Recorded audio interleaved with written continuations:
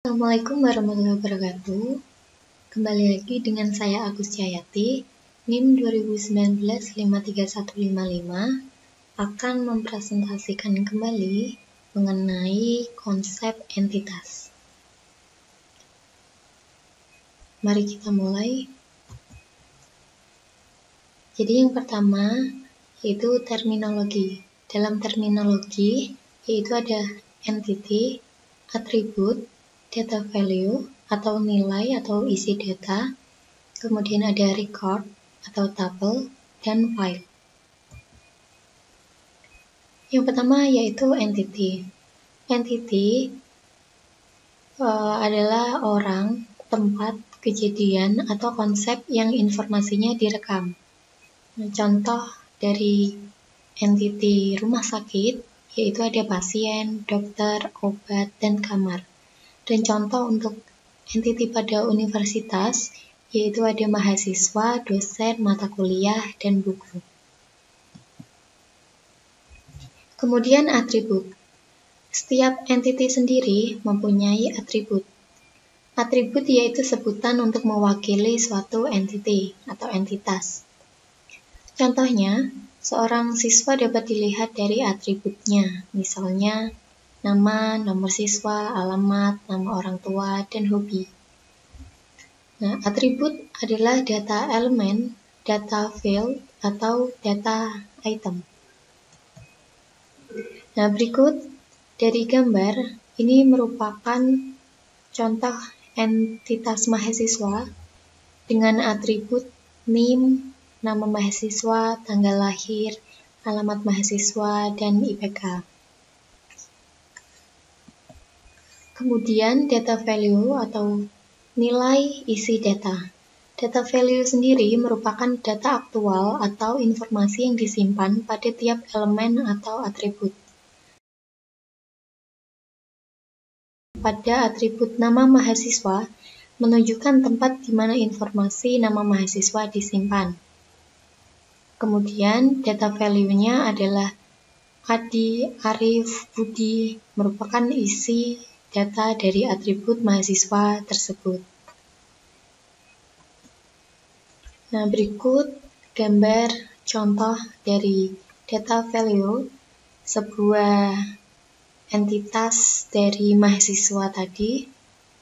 Dari atribut NIM ada 3 data, begitupun juga atribut nama mahasiswa, tanggal lahir, alamat mahasiswa, dan IPK. Ini semua merupakan data value. Kemudian record atau tuple. Record atau tuple merupakan kumpulan elemen-elemen yang saling berkaitan menginformasikan tentang suatu entity secara lengkap. Satu record mewakili satu data atau informasi tentang sesuatu dari sebuah objek. Misalnya, ada NIM, nama mahasiswa, tanggal lahir, alamat mahasiswa, dan IPK. Jadi satu record terdiri dari field-field yang saling berhubungan untuk menunjukkan bahwa field tersebut dalam satu pengertian yang lengkap dan direkam dalam satu record. Cara mudahnya yaitu record itu sama dengan baris. Gitu. Jadi untuk record pertama mulai dari NIM 67201001 dengan nama mahasiswa Adi, tanggal lahir 1 Januari 95, alamat Solo, dan IPK 3,01 dan seterusnya. Yang pertama ini adalah record pertama atau baris pertama, cara mudahnya. Kemudian ada record kedua dan record ketiga. Dan perlu diingat bahwa setiap field panjang karakter tidak bisa lebih dari 20 karakter. Nah, semisal alamat mahasiswa terdiri dari 50 karakter, ketika kita menginputkan tentu akan error karena maksimal dari satu field itu berisi 20 karakter. Kemudian file. File yaitu kumpulan record-record sejenis yang mempunyai panjang elemen yang sama, atribut yang sama, namun berbeda-beda data value-nya. Dalam file terdapat record-record yang sejenis, sama besar, sama bentuk, merupakan suatu kumpulan entitas yang seragam. Database Management System atau DBMS. Pengertian dari database sendiri yaitu kumpulan file-file yang mempunyai kaitan antara satu file dengan file yang lain sehingga membentuk satu bangunan data untuk menginformasikan satu perusahaan, instansi dalam batasan tertentu. Kemudian, set program pengelola maksudnya yaitu satu paket program yang dibuat agar memudahkan dan mengefisienkan pemasukan atau perekaman informasi dan pengambilan atau pembacaan informasi ke dalam database. Database Management System atau DBMS sendiri yaitu suatu koleksi kumpulan data yang saling berelasi dan satu set program untuk mengakses database, membaca data, mengisi data, menghapus data, maupun melaporkan data. Nah, ini merupakan contoh dari database management system yang ada di klinik atau mungkin di sebuah rumah sakit. Karena ada dokter, pasien, dan treatment yang diberikan. Database digunakan untuk mengatasi masalah yang pertama, redundansi data atau penggandaan data. Yang kedua, inkonsistensi data. Ketiga, kesulitan pengaksesan data. Keempat, isolasi data untuk standarisasi. Kelima, multiple user atau banyak pemakai. Keenam, masalah keamanan atau security. Ketujuh, masalah integrasi atau kesatuan. Dan yang terakhir, masalah data independence atau kebebasan data. Nah, redundansi data sendiri atau penggandaan data itu terjadi jika file-file dalam program aplikasi diciptakan oleh programmer yang berbeda-beda pada waktu yang berselang cukup panjang, maka ada beberapa bagian data yang mengalami penggandaan pada file-file yang berbeda. Contohnya, alamat dan nomor telepon dari pelanggan kita tercatat pada file deposito, juga pada file rekening koran, dan juga file nasabah. Penyimpanan di beberapa tempat untuk data yang sama ini disebut sebagai redundancy, dan mengakibatkan pemborosan ruang penyimpanan dan juga biaya untuk mengakses jadi lebih tinggi. Yang kedua, inkonsistensi data, yaitu penyimpanan data yang sama berulang-ulang di beberapa file dapat mengakibatkan juga inkonsistensi data atau tidak konsisten. Contohnya yaitu bila suatu ketika pelanggan tersebut pindah alamat dan nomor telepon, maka seharusnya ketiga file yang memuat data tersebut harus diubah atau diupdate. Bila salah satu saja dari file yang mengandung data tersebut terlewat diupdate, maka terjadilah tidak konsisten tadi. Kemudian kesulitan pengaksesan data. Contohnya pada suatu saat dibutuhkan untuk mencetak data siapa saja pelanggan yang berada di kode pos 50711 Salatiga. Padahal belum tersedia program yang telah ditulis untuk mengeluarkan data tersebut. Maka kesulitan tersebut akan timbul dan penyelesaian untuk itu adalah ke arah DBMS yang mampu mengambil data secara langsung dengan bahasa yang familiar dan mudah digunakan atau user-friendly. Kemudian multiple user atau banyak pemakai. Salah satu alasan mengapa database dibangun karena nantinya data tersebut digunakan oleh banyak orang dalam waktu yang berbeda. Diakses oleh program yang sama tapi berbeda orang dan waktu tentunya. Dalam rangka mempercepat semua daya guna sistem dan mendapat responsi waktu yang cepat, beberapa sistem mengizinkan banyak pemakai untuk mengupdate data secara simultan. Kemudian masalah keamanan atau security. Tidak semua pemakai sistem database diperbolehkan untuk mengakses semua data.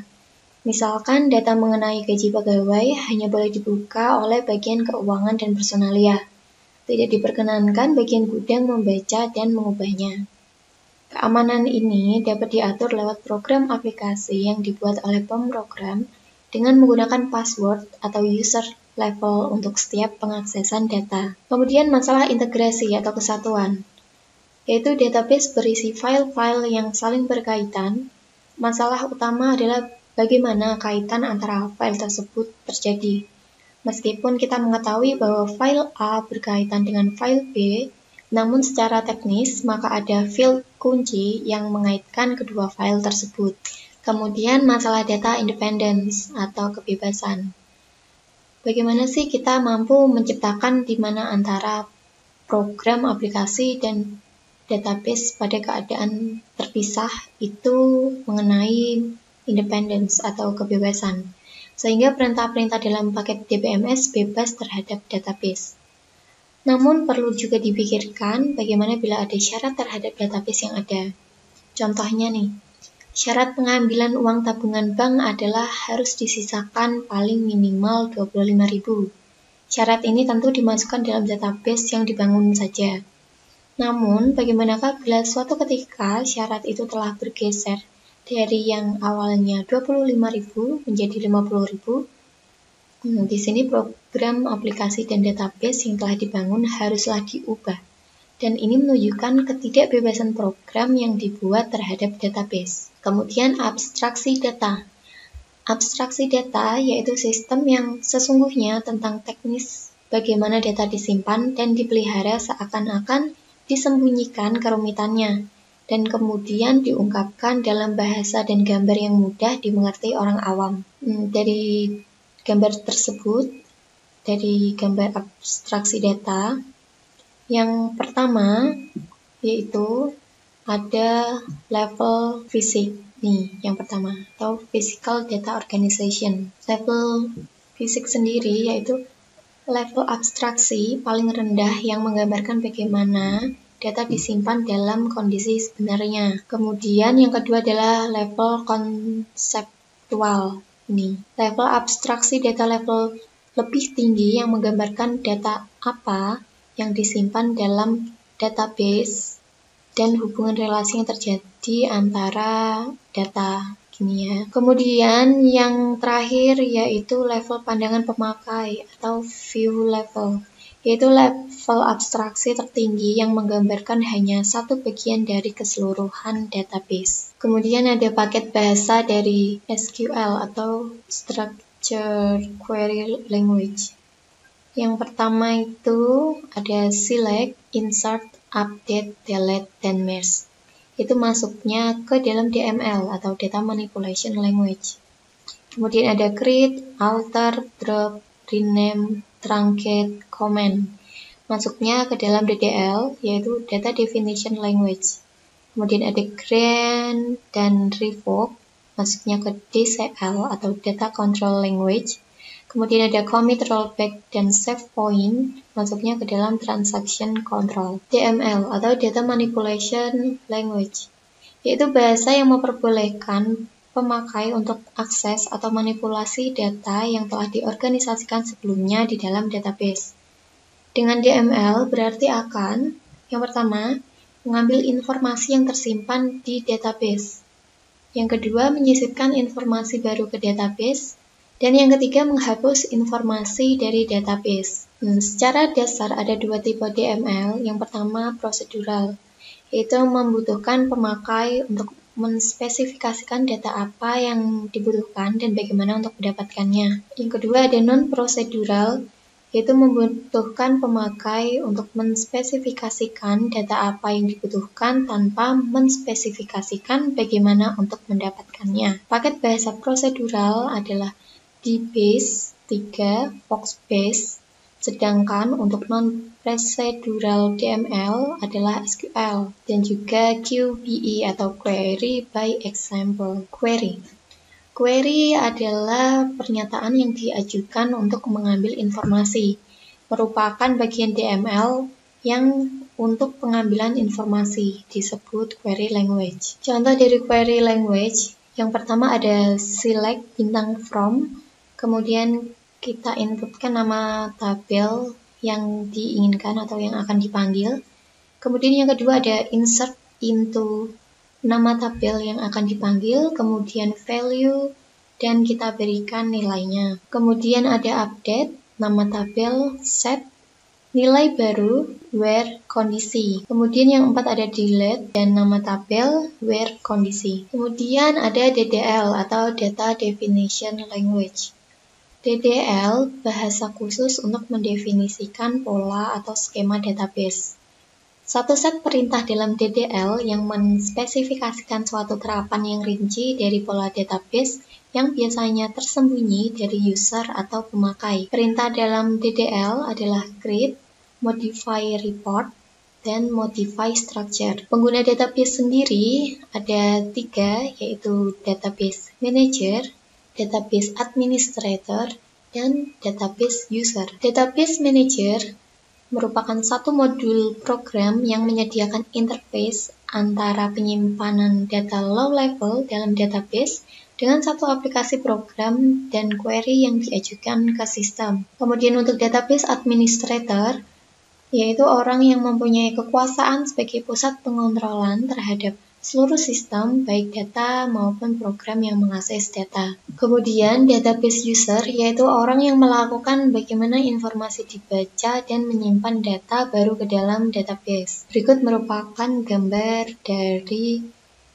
database system environment. Ada programmer, database designer, database administrator, database administrator, system administrator, dan yang terakhir ada end user. Kemudian dalam pemakai database atau database user, yaitu yang pertama ada program aplikasi, ada casual user, naive user, dan specialized user. Programmer aplikasi, yaitu profesional komputer yang berinteraksi dengan sistem lewat DML yang dibuat dengan bahasa C, COBOL, dan lainnya. Program-program yang dibuat disebut sebagai program aplikasi, misalnya untuk perbankan, administrasi, akuntansi, dan lain-lain. Sintaks DML berbeda dengan sintaks bahasa komputer umumnya. Untuk casual user, yaitu pemakai yang telah berpengalaman, berinteraksi dengan sistem tanpa menulis program, tetapi memakai bahasa query.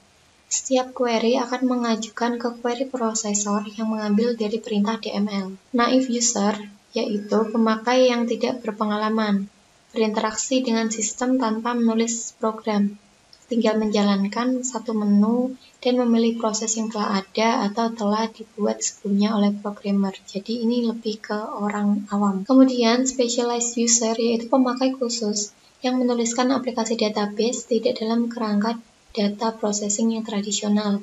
Aplikasi tersebut diantaranya adalah Computer Aided Design System, Knowledge Base, Expert System, sistem yang menyimpan data dalam bentuk data yang kompleks, misal data grafik dan data audio. Terima kasih atas perhatiannya. Kurang lebihnya saya mohon maaf. Wassalamualaikum warahmatullahi wabarakatuh.